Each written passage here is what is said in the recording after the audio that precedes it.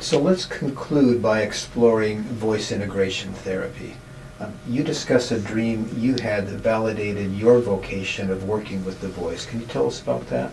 My first experience with voice was when I was an actress, and I had a numinous experience with that. I had, as a young actress, I was studying, and my voice teacher said, "I can't feel you, Selina. I can't feel you." So, an actress has to be felt. You have to feel them.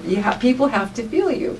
And so he kept on working with me and doing all these voice techniques, and week after week went by, and then one day I collapse on the floor. I have this cathartic experience. Everyone's freaking out.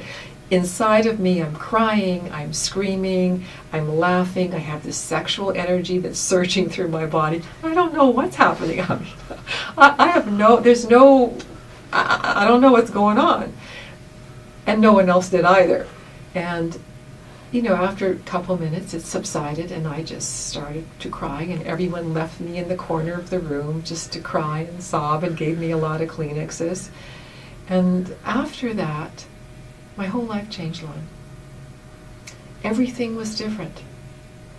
The way I walked, the way I heard people was completely different. The way that I listened to them was completely different. The way that I treated my body was different. Like, I had to have a massage. I had to put oils on my body. This was not how I was before. I mean, it was like I was on a shift, like a paradigm shift happened. And all this happened after this experience, including my voice deepened. I was hearing my voice in a different way than I've ever heard it. So that was the driving piece that actually was the inspiration. So this happened 20 plus years ago when I was in my early 20s. And it was actually the inspiration for writing this book. And cut to, I'm in my, PhD program, and I start questioning myself. Oh, I'm working with my Jungian analyst at the time, and I'm saying, I don't know, I'm, having some difficulties in my personal life, and, maybe I should just not focus on voice anymore. I've been focused on voice all this time. And my therapist said, "Stop, Selina. Okay, let's just take a break. Let you just stop. Let's see what your dreams do. Okay, I'm not going to focus on voice. Not going to happen. Okay, that's the agreement I made with my therapist."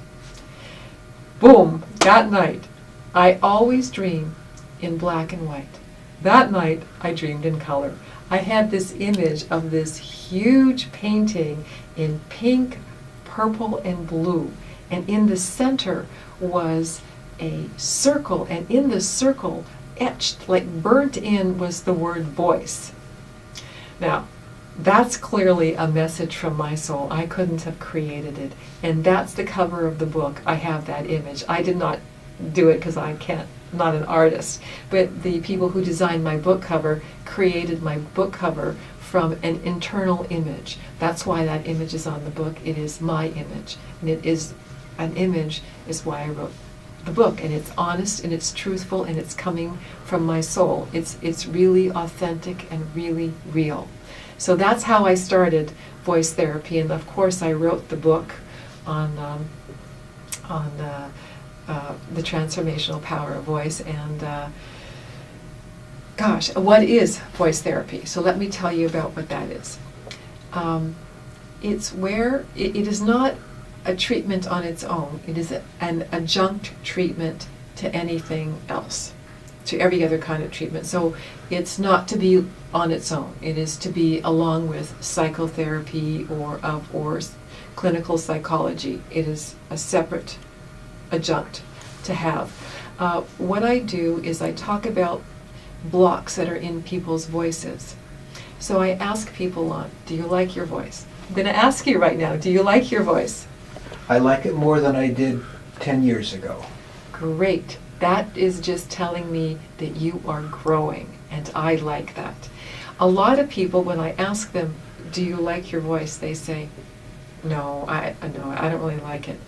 What's that saying? That there's parts about themselves that they they don't even know that they're not really happy with, or they're in darker, shadowy aspects, or I like my voice but I can't hear it on tape. And I say, okay, you know what you're hearing on tape? What you can't hear inside of you. So you're hearing the shadowy sides on tape. So you need to integrate that. So I help people to integrate the dark sounds of themselves that they don't like. I help them to integrate that with their positive qualities so they can be more real, more authentic, more honest, more truthful, have more integrity, because I believe all that, who you are, comes through in your voice.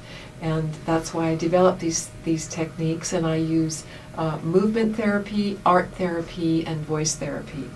So it's really an exciting program, and I'm mostly doing it to other psychologists and psychotherapists. I also do it in my private practice to my private patients, but I'm not doing it specifically to the general population right now, except in my own private practice.